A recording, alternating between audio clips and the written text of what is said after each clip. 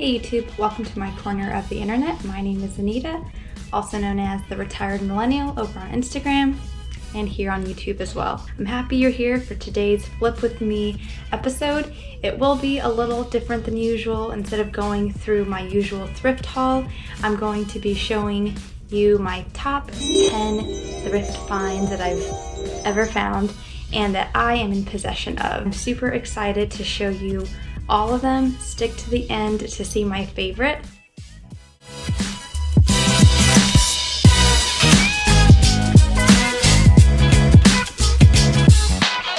I'm going to bring you in my kitchen to show you bargain finds number 10 and 9. I have this air fryer here. Mark. Everything is working. It's about a 7-quart capacity. I use this regularly. I should say my boyfriend uses this regularly to make meals for us, and it only cost me $15. Got this at the bins, believe it or not.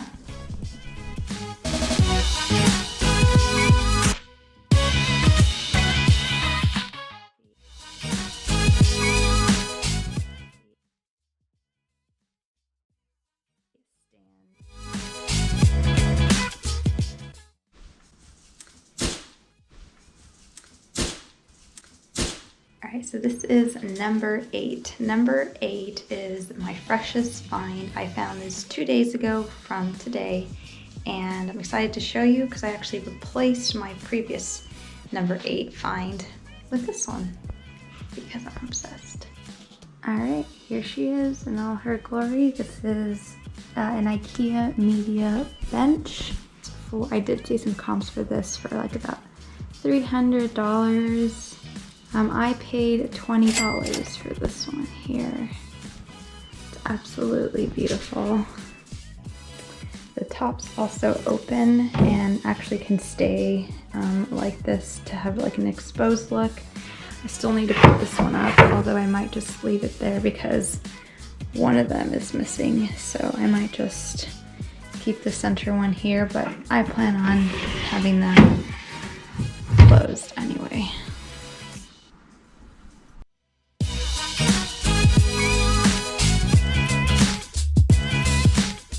So I'm going to be taking you into my closet for find number 7. Find number 7 is this down quilted Patagonia jacket.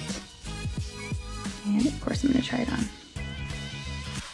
Alright, so this is the Patagonia that I found. It fits like a glove.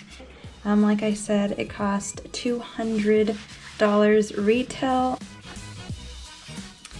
So this cost me $0 because I didn't pay for it. My boyfriend gifted this to me as part of our pre-loved Christmas exchange. We did do, non-pre-loved gifts as well, but we made sure to incorporate at least one pre-loved gift. I think this promotes sustainability and also just keeps humility into the conversation, which I love. So nothing like a good find. I am including this in my top 10 video because I found it on Facebook Marketplace. I met up with the lady. She didn't have the best listing, I will say. I had to kind of look for it, but I happened to be on and found this, so it was meant to be. He paid $40 for it. So for find number 6, we're back in my kitchen, and I'm going to be showing you these 2 bar stools that I got off of, I think, OfferUp.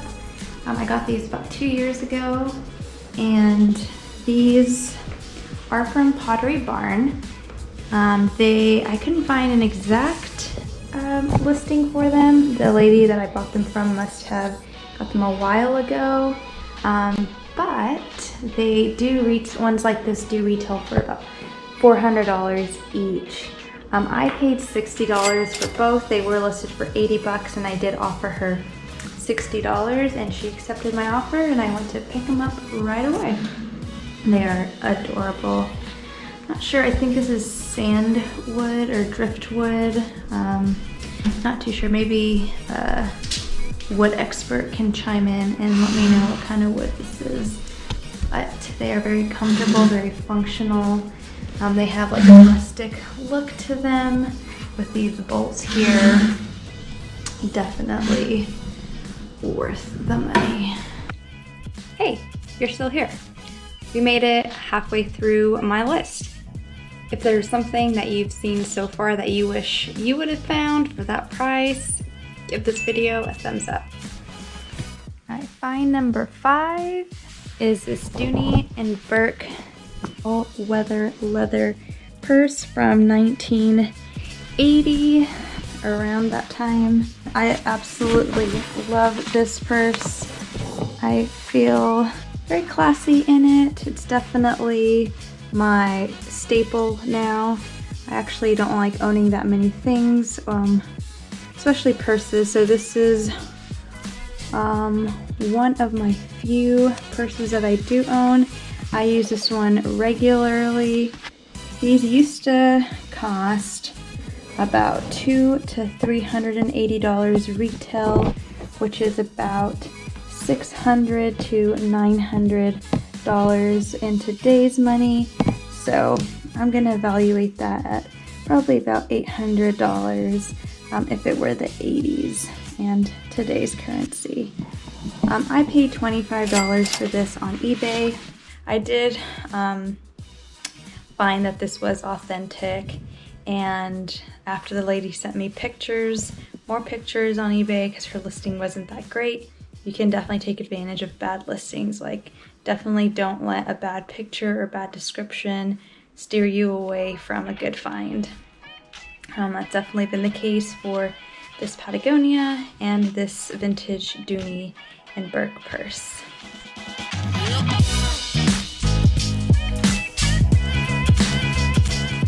All right, so we're approaching top 3. Before that, let's talk about thrift find number 4 here, and this is in my living room. Can you guess what it is? All right, so it's actually this crate and barrel sofa set. So you can see one of the sides is over here. This is a Petite sectional. I found this on OfferUp, and these were listed for $400. I did jump on it. So these must be a little older than what's on their current catalog. But the cool story about these is that they were never used. They were only used as stage props for Pebble Beach homes. And if you don't know what Pebble Beach is or where Pebble Beach is, it's off of the coast near like the Monterey area. It's very high end. It's home to 17-mile drive. The homes there, I'll look up what the average home price is there and list it here, but super spectacular area. And I got lucky and found these. I think it was a reseller. They were in great condition. They're very comfortable to sit on. It has this chase lounge here, and then the love seat that you see across the living room. I've definitely spent the most money decorating my living room than any other room in the house. Even my own bedroom. I don't even have like what are those called? I don't even know what they're called. Bed frames. I just have a mattress that I got for $100 on Amazon, and I put that on my floor and call it a day. But for my living room, that's a different story, because pre-COVID, I'd love to have people over, so I want to make sure everyone's comfortable and has a seat.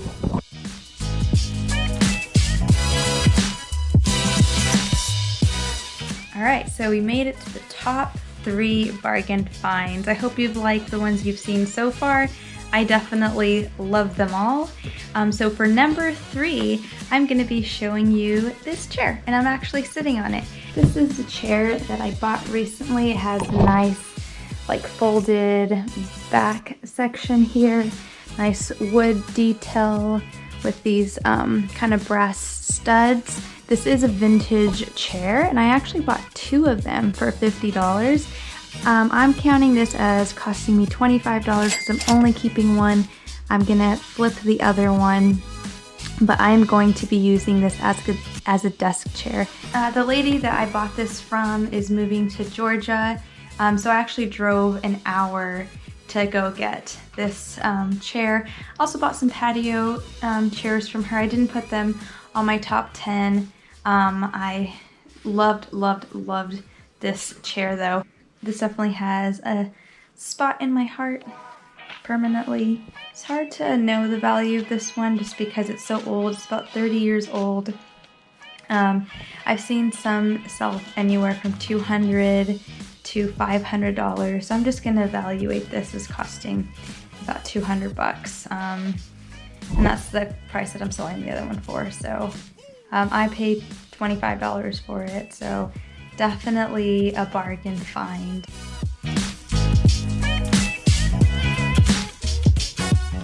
Alright, we are back in the kitchen for find number 2. Find number 2 is right here.